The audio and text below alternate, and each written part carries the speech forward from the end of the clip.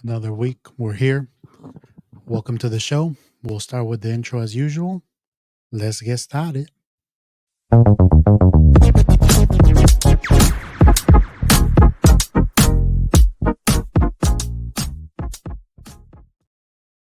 What's up, my people? It's Gio, and we're back again. Happy Halloween to the people that celebrate. Hopefully, you guys are out there. Hopefully, you celebrated this week. I know there was a lot of Halloween parties. What you guys dress up as this week? I didn't dress up as anything. But how's everyone's day? How's everyone's week? What you guys do this weekend? I Obviously this weekend we celebrated my sister's 21st birthday. So if you're watching, Vanessa, happy birthday again.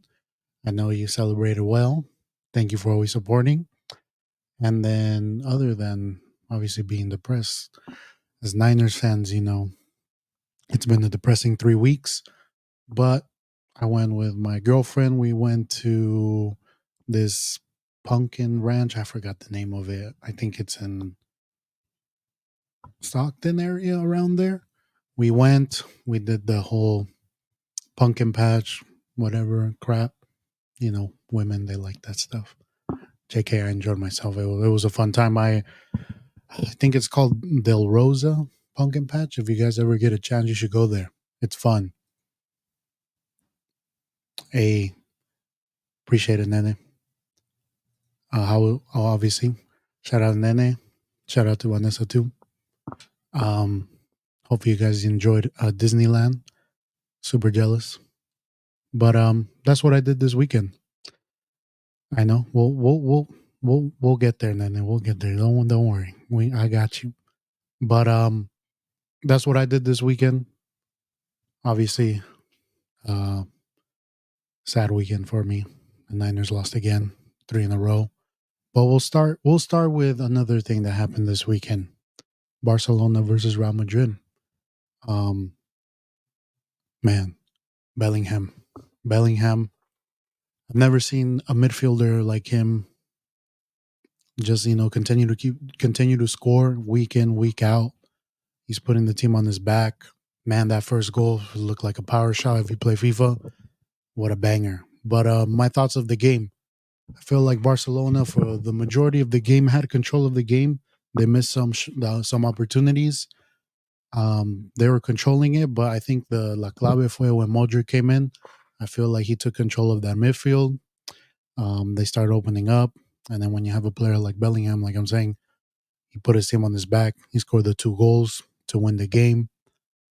Um, but what I find weird is both teams. They were, one of the comments is they both they didn't have strikers playing.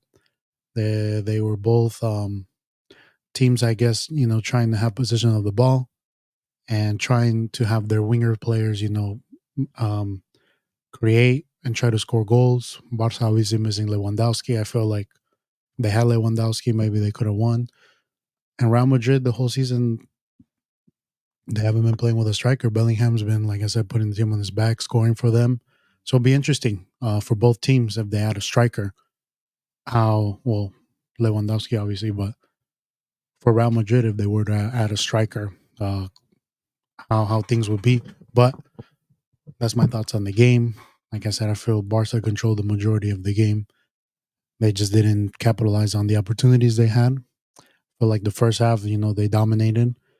As I mentioned, once Modric got in on the midfield, they opened up Valverde to play like a wingback to stop Barca from getting in from behind, and Rudiger, Alaba, for them not to leave spaces. So I feel like that adjustment helped.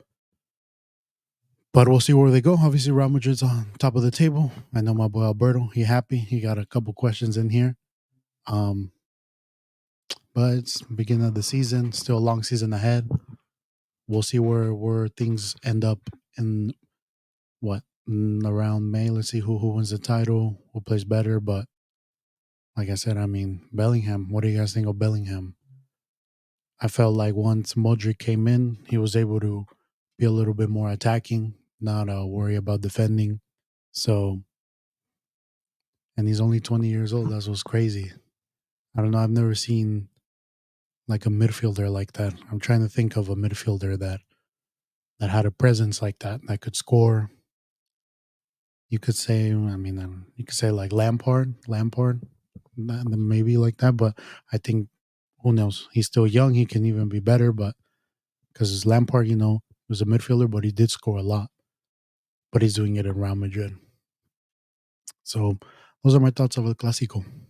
Also, I don't know if you guys noticed on the starred section, I mentioned on the last episode, if you dare, I'll put this up again. Feel free to jump in if you want to jump in on the show, give your thoughts, share some thoughts with us. I want to hear what you guys want to say. So it'll be up there. It'll be on the start section on the comment section. So feel free to join. Next up, we'll stay with soccer. I think I touched on this. We had, let's jump here. Obviously, Messi, he won his 8th Balón de Oro this week. A lot of people are saying he didn't deserve it. And a lot of people, they're happy. My thoughts, I think I've mentioned it before. Yeah, back to Nene. Yep, definitely. But did you see the first goal? That was a banger. But back to Messi.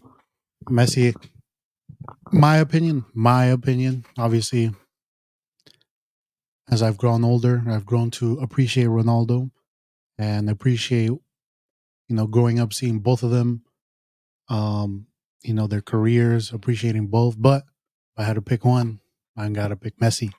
Messi, he's just magical. And like I mentioned before in previous shows, I think it was just gonna be, it's probably his last Ballon d'Oro. He won the World Cup. Yes, Haaland scored a bajillion goals. They had Mbappe up there, but you just gotta, this was his like lifetime achievement award. You give it to him. He goes on in the sunset, off to the sunset, and he's the greatest of all time. I think greatest of all time. Number one, that World Cup, solidified what already he had accomplished in his career. Scoring many goals with Barca, Champions Leagues, La Liga. Man, that magical run, I think it was in 2012, I think, where he just kept scoring. That Champions League run, I don't think they won it, but I remember every week I would tune in. This was when I was in college, and I would tune in and he would score 5. I remember he scored 5 against Leverkusen.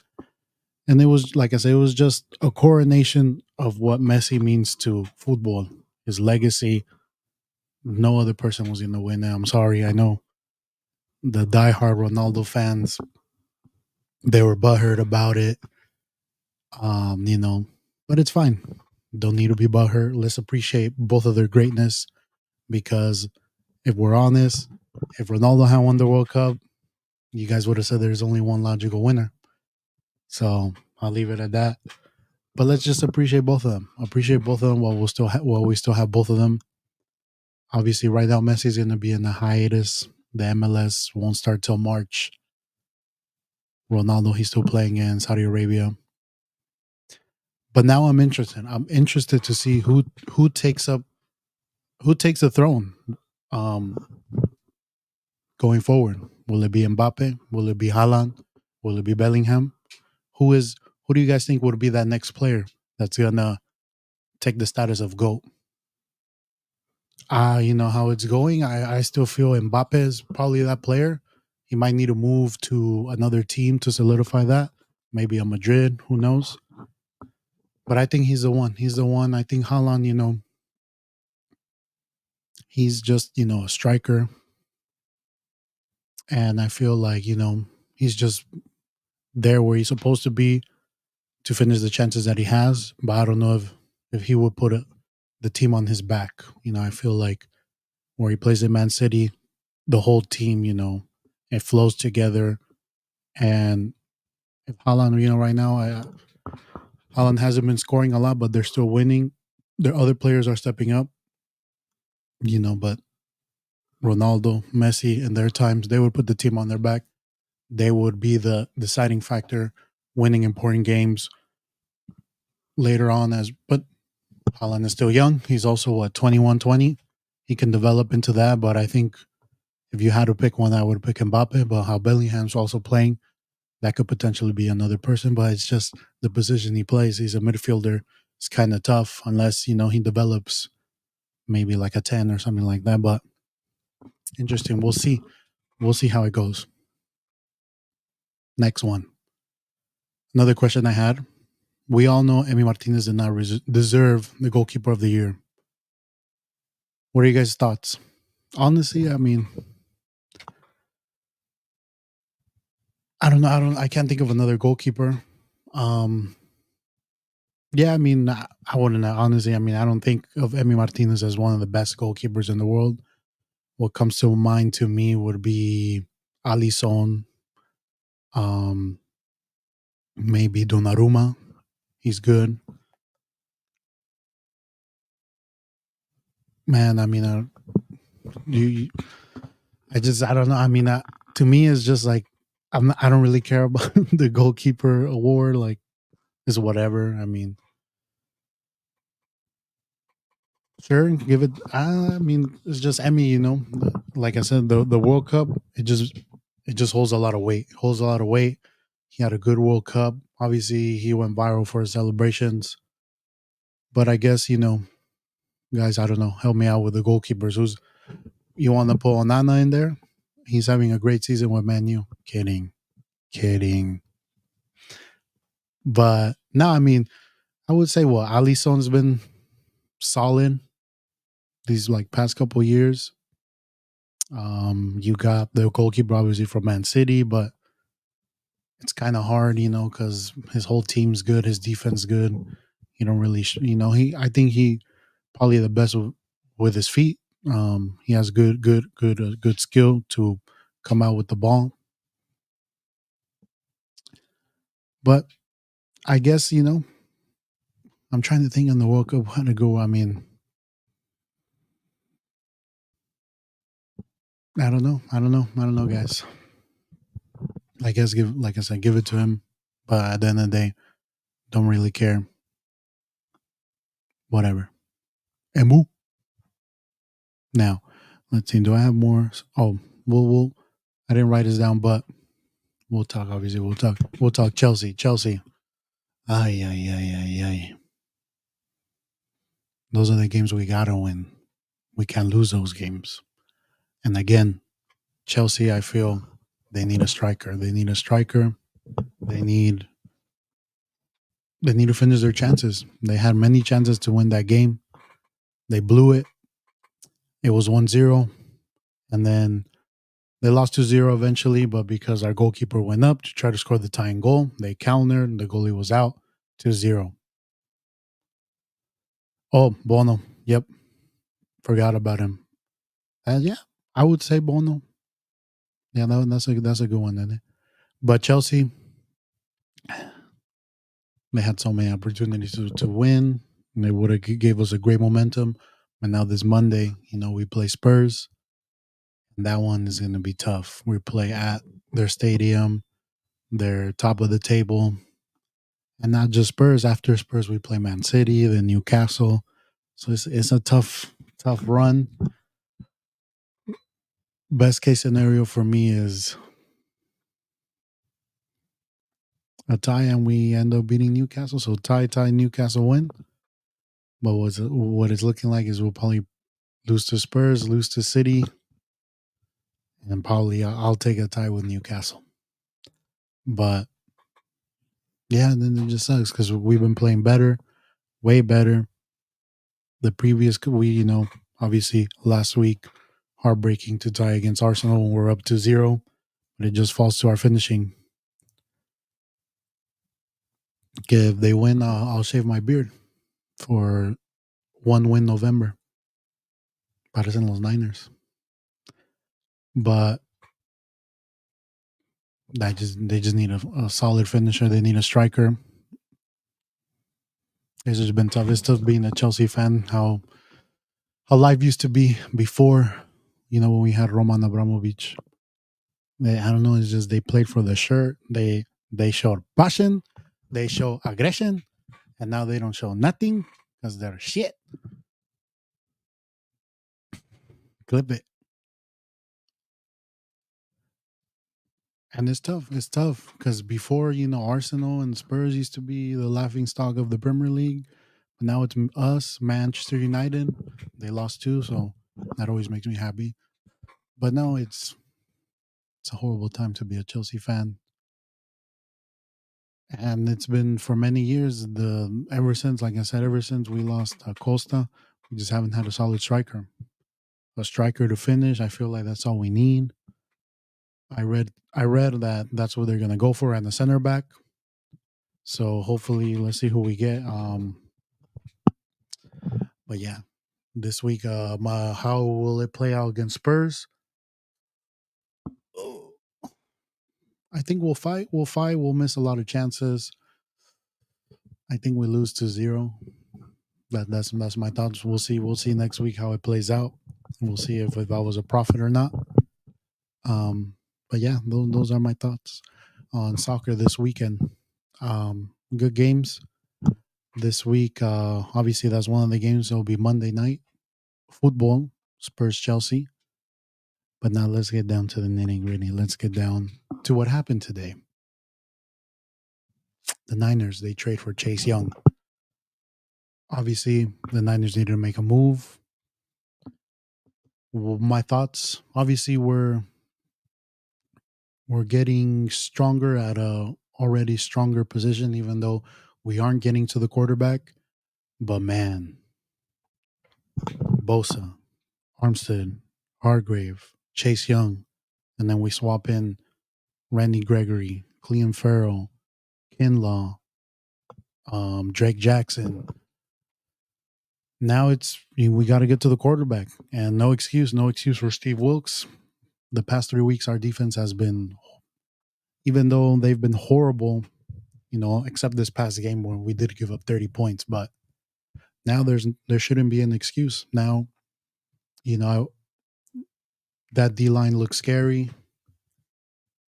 and the opposing, quarterbacks is tough. It's who are you gonna double, Bosa or Chase Young? Because it's gonna be a deadly combo. I can't wait, and this should probably make, if it plays out well, it should make our secondary a little better because the quarterback's gonna throw that ball even quicker, and it hopefully it looks like the 2019 D line when we were just sacked the quarterback, and I think it was a good trade.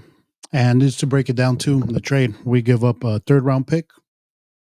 I think it's our pick, not a conditional pick. So third round pick for Chase Young. We get Chase Young. The decision for the Niners is after the, obviously right now it's a rental. This is the last year of Chase Young's fifth year contract, fifth year option since he was a first. So when you're a first round pick, you get 4 years, and then the team has the option to keep you for 5 years or extend you for your big contract. What the Redskins did, they chose to opt in. They didn't choose to opt in for his fifth year option. So after this season, he has no contract. So the Niners will have to decide if they want to pay him or they just rent him out. And what the benefit for us is we gave a third round pick. If he decides not to sign with us and signs a big deal somewhere else, we get a third round compensatory pick. So basically, it's a, what's it called? High reward, no risk. No risk, high reward. So if Chase Young turns out he plays good, we have the cap space to potentially sign him. It's going to be tough, because if he does play good, he's going to want the bag. But for the second half of the season, we'll have Chase Young. I'm interested, like I said, he's going to make our defense better. And it's just up to Steve Wilkes, our defensive coordinator, to just set the boys up. Set the boys up. I've been hearing a lot of chatter that the defensive players, they don't like Steve Wilkes' scheme. Steve Wilkes, obviously, he's not on the field coaching. He's up on the booth. He likes to see the whole field. And some players don't, I've heard some players don't like that. They like to have their coach there, adjusting, in person, telling them this is what you're doing right, this is what you're doing wrong. And I guess Kyle was going to talk to Steve Wilkes, maybe potentially having him on the field. But At the end of the day, I don't think that matters. You guys are professional players. I mean, if he thinks he's better suited being up in the booth, I say continue doing that. But there needs to be some adjustments. We need to. It's just it's been if it's usually our defense is our strong suit, and it's just tough seeing the one that hurt was last Monday with the Vikings. We couldn't get a third down stop. Kirk Cousins was eating us up. We were making Madison look good. This week we made Joe Mixon look good. And usually we're good at stopping the run. Obviously, Jamar Chase, it's going to be tough stopping him. So, but man, what I constantly see is Isaiah Oliver getting cooked. He gets cooked. And which brings me to this. I feel like Chase Young is great. I'm happy with this trade for what we gave up. Perfect. I just wish we would have got a corner. And Jalen Johnson was there. Obviously, Patrick Surtain. There was a report. I'm not sure if it's true.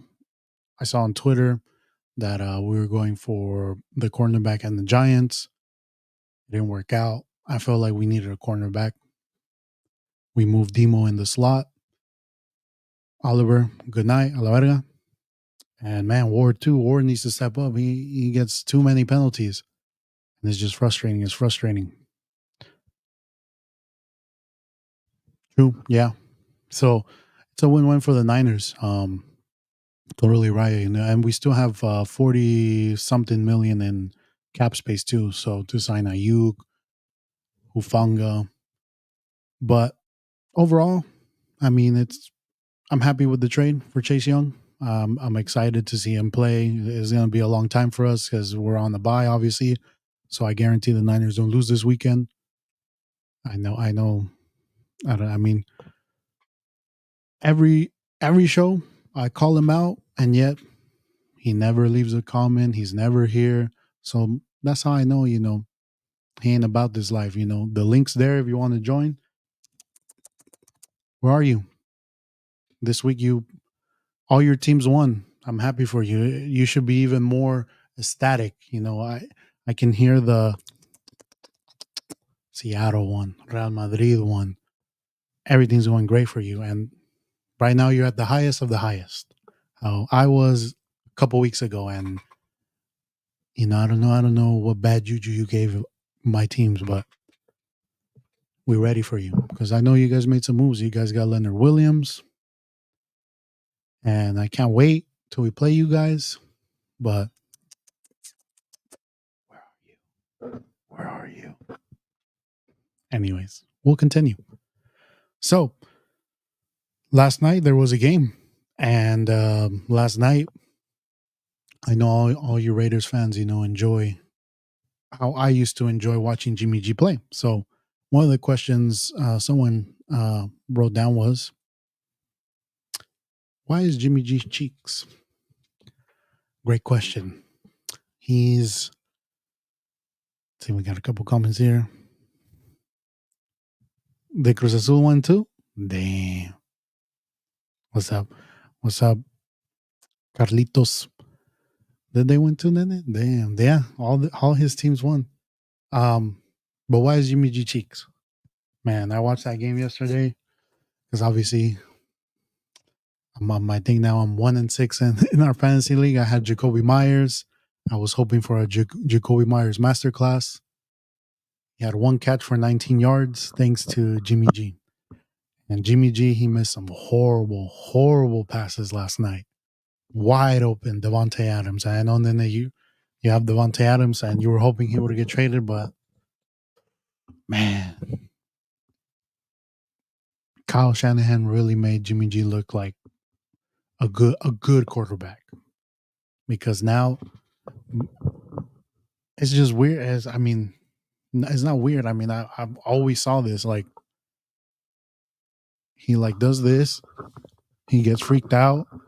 Like I said, once he does this, the point up, it's over.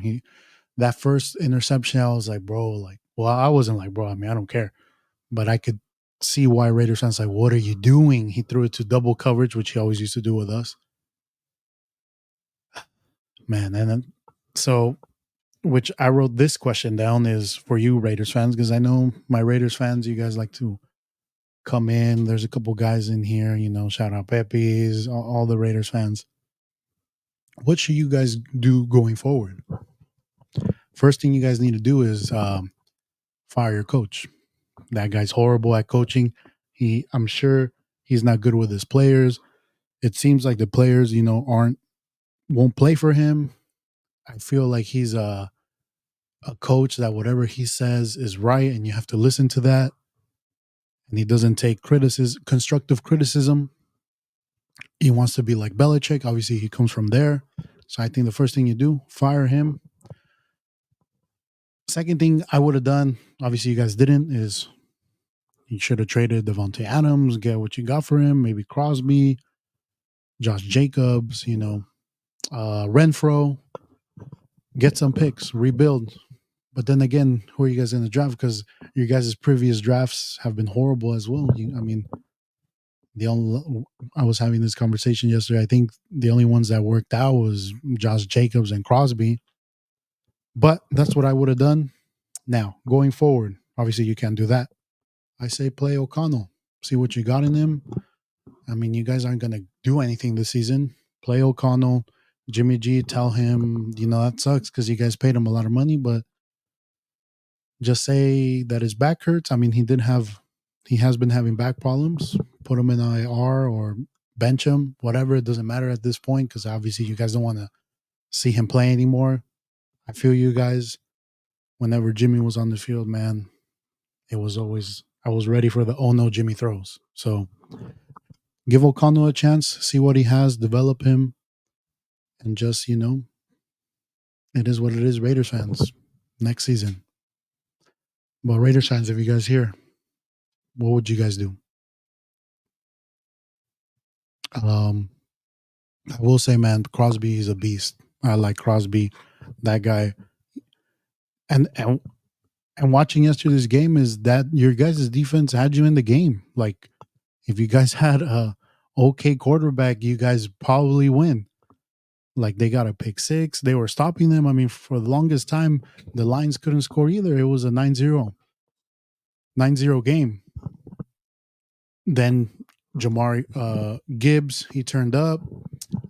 Goff, obviously, if you give him time, eventually they'll score. So if you guys had someone that was okay, you guys would do good. And Jimmy G with us, what he had an amazing defense, an amazing run game, and all he had to do was just throw screens to Debo, and he'll do the rest. So obviously, you guys don't have that.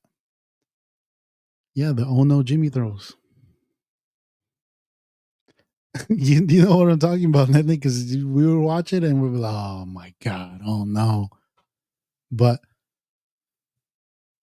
man, Jimmy, I feel sorry for you guys, but I'm happy he's not with us. Which would get me to I didn't have this as a topic, but let me take this off. Purdy G. Obviously, I'll get into, like I said, the Niners, they had a bad game. The defense was bad. But what I will say, and Niners fans, what do you guys think?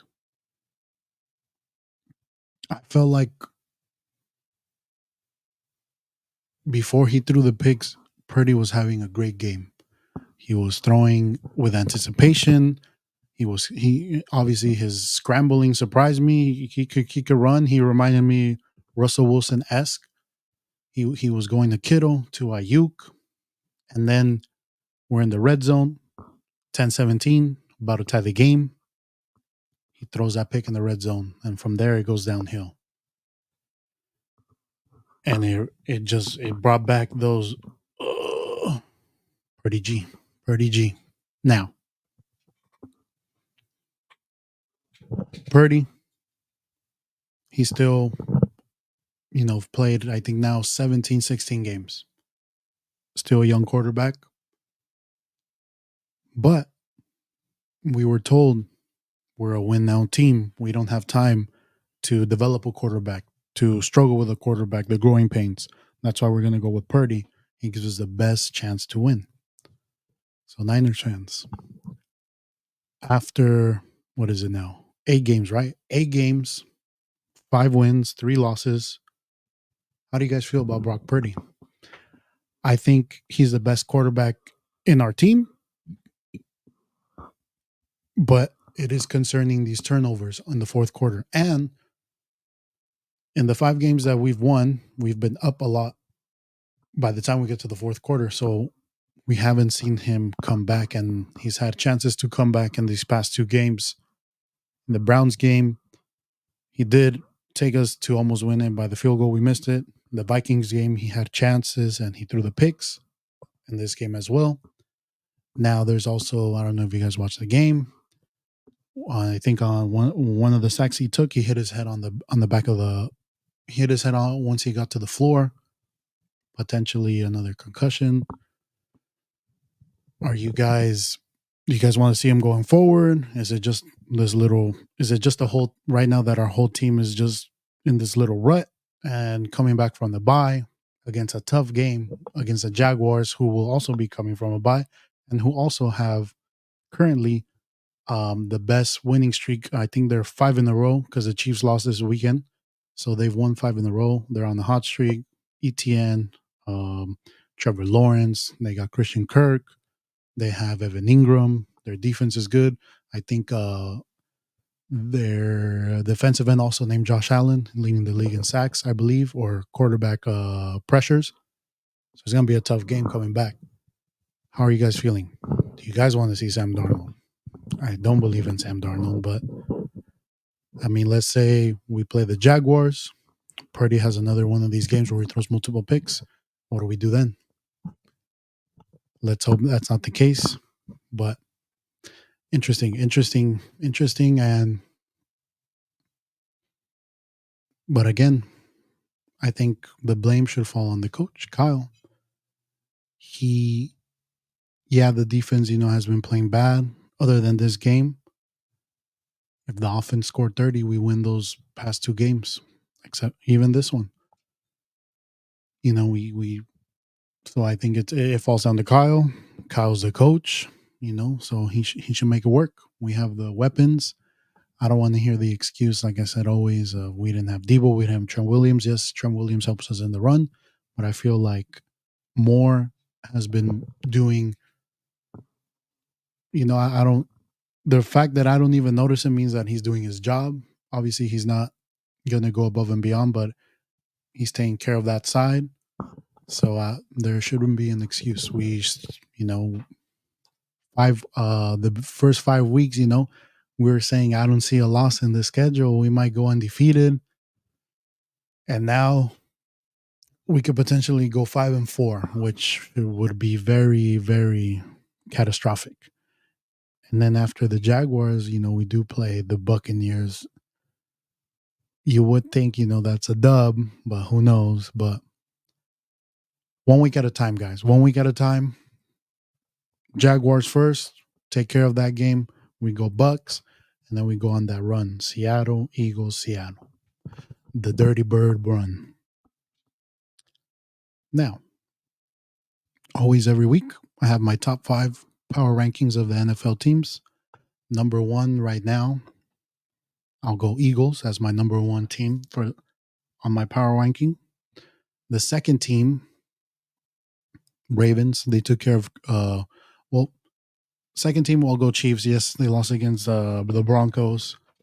They had a off day, happens.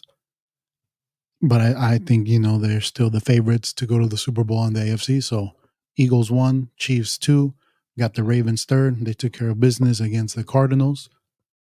Lamar looking good. Something that happened in this offseason was, would you guys have traded Bosa for Lamar Jackson? Lamar, man, I think he's one of the best quarterbacks in the NFL. And his passing has improved now. So he's more of a pocket passer that can run. So 3, the Ravens. 4, I'll go with Miami. Miami, they took care of business against obviously the Pats. They're already thinking about the draft. They did beat the Bills last week. And my 5th team, the Lions. Even though I don't think they looked as strong, they did play the Raiders. I don't think if they were to play like the Eagles or the Niners, if because I still believe the Niners are one of the top teams. I don't think they'll beat us, but the Lions will be five. So Eagles, Chiefs, Ravens, Miami, Lions. And number six, Seattle, playing way better. Um, like I said, they improved. They got Leonard Williams now on their D line. So, they are top of the NFC West now. They do play the Ravens this week. That should be an interesting game. But I'm not afraid of Geno Smith. I gotta be real with you guys. Yeah, they have DK, Walker, their defense. They have Wolin. They have Adams as their safety. Wagner still the middle linebacker. Overall, great team. They're always tough to beat. I mean, Pete Carroll always knows how to beat us and frustrate us. But Geno Smith is Geno Smith, and I think, right, if you're here, screen record this. Geno Smith ain't beating us. I know that'll do numbers. But yeah, those are my top five teams with NFL. Now, we'll get to some boxing. So this weekend, Ngannou, Francis Ngannou, if you guys don't know, he was in the UFC. He was the UFC heavyweight champion. The UFC didn't offer him a contract. He became a free agent. He signed with PFL, which is another like fighting organization, which gave him the opportunity to do a boxing match with Tyson Fury. Tyson Fury, he's the heavyweight lineal champion in boxing. They made this fight, and Ngannou whooped the shit out of him. Ngannou knocked him down. I think throughout the fight, Ngannou, he won most of the rounds. I feel like Fury either underestimated Ngannou, and I don't know if you guys know. I don't know if you guys watched the fight, but when he knocked him down, when he stood up, he kind of looked like, oh damn, he hit. Because after that, he was like, damn, this guy could hit. And Ngannou, if you guys watch UFC, Ngannou, he's all power, knockout power. I don't, except for a couple fights, most of his fight lasted no more than the first round. And if this was an MMA fight, once he was knocked down, he would have hammer fisted him to death. So my thoughts is, man, I think even though Ngannou lost, overall, I feel like it just made his name, his persona even bigger. Now, potentially, other, maybe like Wilder will be interested, Anthony Joshua, and Ngannou just made himself a lot of money. He made Dana White look bad because now people are like, man, how'd you let someone like that go? The UFC, could have marketed this as well. Ate from this bag. They didn't. And it makes me think too, like, man, we missed out on an Ngannou John Jones. John Jones got injured. He's not going to fight in 2 weeks, which is sad. But makes me think that, man, Ngannou would have beat John Jones. But now, well, that's my thoughts. I thought he won. I thought he won the fight. Obviously, boxing is rigged. Boxing, in my honest opinion, I mean, I've always loved boxing. I grew up, having the fights, watching, like, I remember when I was a kid, they had Mike Tyson, Julio Cesar Chavez, Oscar De La Hoya, Floyd Mayweather, Canelo. But I enjoy MMA more. They make the fights you want to see. It's more entertaining. I think it involves more skill. You got to watch out for people that can strike, people that can take you down, people that can submit you. And it just made MMA, better known. It might have more attraction, even though he wasn't fighting under the UFC. I think it worked out well for them, obviously for Ngannou. And I'm interested to see what Ngannou does next. Now for Fury, man, if you're Usyk, he's licking he's licking his lips. Man, I think Usyk beats him. I think he beats him. And I think under their contract stipulation, I think they have a contract to fight December, January. Fury had an interview where he said he's gonna, he'll see us sometime next year. But I guess Usyk could just be like, hey, we have a contract. Let's do it January. Take advantage of it. So we'll see. ¿Qué opinas de la última pelea de Canelo? Um, Canelo hizo lo que tenía que hacer. Este, ¿cómo se llamaba? Pues el que peleó. Yo siento que quería su payday. Peleó, no quiso ser noqueado. Canelo tuvo lo que tuvo que hacer. Y ahora, pues, a ver qué hace Canelo. Eh, lo retró el Terence Crawford. Tiene la pelea con Bivol si la quiere. Pero yo siento que hizo lo que tenía que hacer, dominó la pelea. Pues si el otro no quiso pelear, pues no es su culpa. A little for my Spanish speaking fans. Você também pode falar português e você gosta muito bem. Now, last week, basketball started.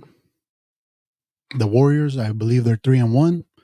I watched their first game. Tough loss. Devin Booker, he turned up. But Chris Paul, I think he's fitting well with the Warriors. Less mistakes. I think I talk about this. There's going to be less mistakes. He's gonna, and what he also does is he's able, if him and Curry are on the court together, Curry's able to move. Paul can distribute it better, or Paul can distribute it. And Curry right now he's crazy. I believe yesterday, man, he went for like 41 points. The previous night 31, and Curry's looking like Curry. So I think Chris Paul's fitting well. Obviously you got Kuminga. He's playing way better now. I feel like he can. He has more. They can put more on his shoulders. Kuminga and Moody. Man, that center too. The rookie. I think last game he had a good game, and obviously as the season goes, he's going to play even better. I think what's his name? Something Travis Jackson, something like that. He's playing good, and he's going to be a good asset.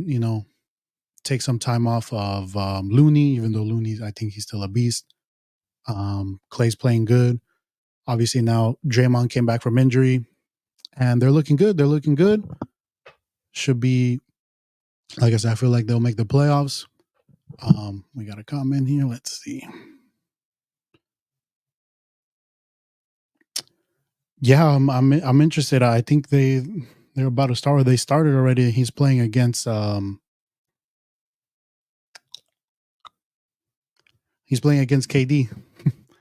the Suns. There you go. Because I'm getting better at basketball. But yeah, I mean, he looks solid. I've seen a couple of his stats. I think even though they lost, I don't know if Pancho's here. That's Pancho's a Spurs fan, San Antonio Spurs. But man, he's good. He's big. He's really big. So we'll see. He's developing as well. We'll see how he goes. He's been in a couple of games, but basketball is exciting. I'm excited. Yesterday I was watching the Lakers play Orlando. The Lakers won at last minute, but I guess Orlando, hadn't lost, and they have a bunch of young players. So that's another up and coming team. The night before the Kings as well. If there's any Sacramento Kings fans, I like their team. I like Fox. I think he's good. Fox. What's his name? The other guy. He has a twin brother. I'm blanking. Keegan Murray. Keegan Murray. I think he's good too, and obviously it's a bonus. So there's a lot of good teams. Obviously, a lot of the West Coast teams are the ones that they show on TV, but on the East Coast, obviously, you got the Bucks. I think they're good with Damian Lillard. I was watching that game too. Damian Lillard playing off Atarakumpo. It should be a good season. He's a Peter Crouch of the. Yeah, I agree, man. Peter Crouch, that's a legend. Let's see, but yeah, that's my basketball talk. Like I said, I'm starting to watch it. I'm trying to learn more about it. I'm not as proficient, but I get around. If that's interesting to you guys, I'll continue. If not, I'll just talk Warriors. But we have reached the 45-minute mark. If there's no last minute questions, thank you guys again for watching. Next week we'll talk more NFL since the Niners don't play. We'll see what goes down We'll see if my Chelsea was able to beat Spurs. We'll see how Madrid and Barca do. I'll try to watch other teams too. I know Pancho, if you're here, I'll try to watch your Milad from my boy Pulovic. But thank you guys. Hey Jude, you missed my Madrid talk, Alberto. I don't know if you were here since the beginning, but thank you guys again. I think we're 4-5 subs away from 50, so make sure to hopefully. But make sure to subscribe. Subscribe. The 5 people that are here, do me a favor, like this video. It helps me out. So the 5 that are here, like it, subscribe if you haven't subscribed, leave comments, share it. Every Monday or Tuesdays on the Instagram, the Giojackson show, I give you guys the opportunity to leave questions. So if you want to leave a question, like I said, if you're interested in participating and giving your takes, this link will always be here. So feel free to join. I can see when you join, I'll add you. You don't have to show your face. You can just talk, but feel free. Now, hope you guys have an amazing day. If you're out trick or treating, well, hopefully you guys get the best candy, the full bar ones. I appreciate the love. And first part of Alexi's podcast will be out this week for sure. So stay tuned for that. I'm out. Peace.